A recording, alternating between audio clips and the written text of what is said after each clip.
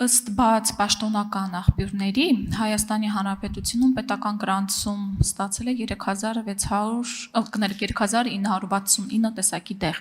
իսկ դրանցից էլ դեղատներում ներկայացված է ընդամենը շուրջ 1800 տեսակ։ Իրականում, երբ որ ձեզ լսում ենք, այնպիսի տպավորություն է, որ շատ լավ թվեր եք բարձրաձայնում, բայց երբ որ մենք համեմատում ենք թեկուզ մեր հարևան Վրաստանի հետ, պատկերը ողբերգական է դառնում։ Նշեմ, որ ընդունված միջազգային ստանդարտներով քաղաքացիների դեղերի միջին պահանջարկի ապահովման համար պետությունը պետք է գրանցի առնվազն 8000 տեսակի դեղ։ Մենք ունենք փաստացի դեղերի տեսականու խիստ պակասուրդ, որի պատճառով մեր հայրենակիցները դեղերը գնում են փաստացի սև շուկայից։ Խնդրում են բարեկամներին, ծանոթներին դրսից բերել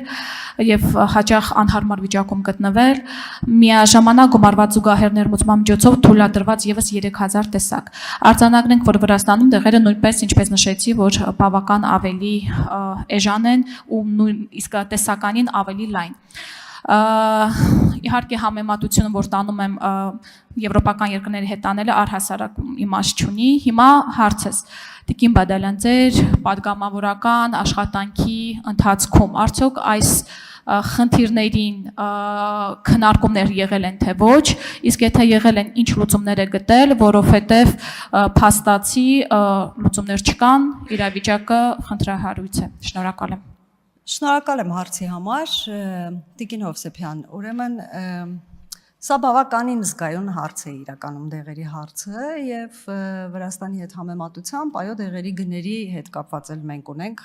այսպես բավականին տարբերություն։ Հիմա այստեղ ես կարող եմ կրկին հղում անել առողջության ապահովագրությանը, որովհետև մեր հարևան Վրաստանում այն շատ տարիներ առաջ է ներդրվել եւ արդեն կայացել է եւ բազմաթիվ խնդիրներ կանոնակարգվել են։ Մենք առողջության ապահովագրության համակարգը, որում գտել ենք այդ մի շարք անլուծելի խնդիրների լուծումը, ներդրել ենք ընդամենը ամիսներ առաջ եւ ես լիահույս եմ, որ մենք կգանք կարգավորումների։ Ձեր այն հարցին, թե արդյոք քննարկումներ եղել են, այո, եղել են տարիներ շարունակ, մենք կառավարության հետ քննարկել ենք, թե ավելացված արժեքի հարկը հանելու որպեսի դեղի գինը մի քիչ նվազի։ Տեսեք, զուգահեռ ներմուծումները ինքը վիճելի հարց է, ինքը ունի եւ դրական եւ բացասական կողմ, բայց այնուամենայնիվ դա այդ ժամանակների համար միակ լուծումն է եղել, որպեսի այնուամենայնիվ մենք դեղերի հասանելիություն ապահովենք մեր հայրենակիցների համար։ Դեղերի ոլորտը բավականին զգայուն եւ խնդրահարույց ոլորտ է եւ դրանք անընդհատ օրնի բուն ամեն օրվա ռեժիմով կառավարության հետ քննարկվել են, որոշակի լուծումներ գտնվել են եւ այս ընթացքում էլ կարծում եմ, որ այն փաստը, որ մենք ապահովագրության ներդրման արդյունքում հասանելիություն ենք ձեռք բերել մի շարք անհասանելի դեղերի նկատմամբ, դա նշանակում է, որ դինամիկա կա եւ մենք կարծում եմ, որ շարունակելով այդ քննարկումները կհասնենք որոշակի արդյունքների։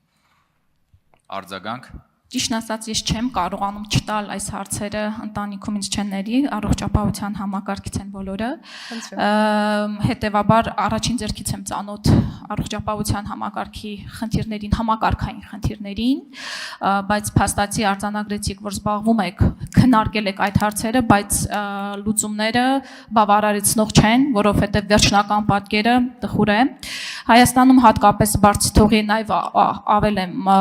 ավելացնեմ, հա, իմ հարցին,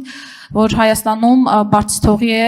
չարորակ նորագույացությունների բուժման համար անհրաժեշտ դեղերի շրջանառությունը։ Քիմիաթերապևտիկ դեղերը հիմնականում պետական գրանցում չունեն եւ նույնպես գտնվում են սև շուկայի տիրույթում։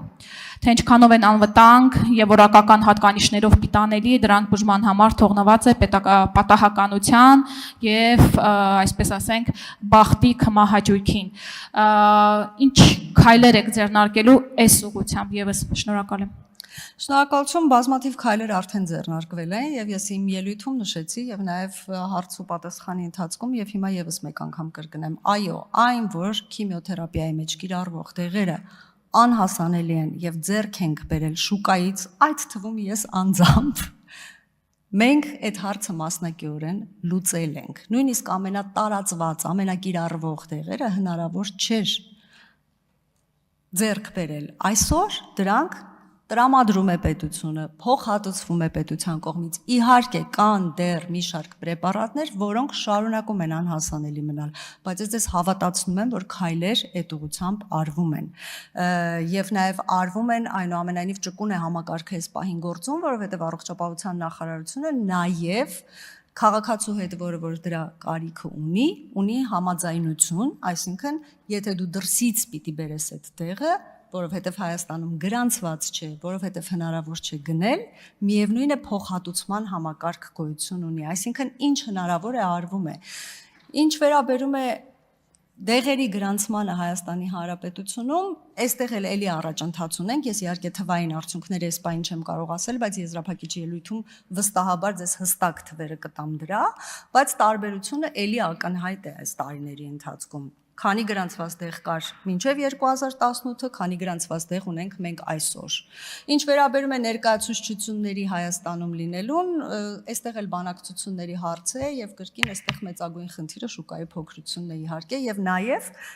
իմ սուբյեկտիվ կարծիքով նաեւ զուգահեռ ներմուծումները որոշակիորեն ազդել են նաեւ ֆիրմաների այստեղ ներկայացուցչությունների վրա, բայց միևնույն ժամանակ մենք այլ տարբերակ ուղղակի չենք ունեցել եւ դրանք պիտի շարունակեին գոյություն ունենալ։ Շնորհակալություն։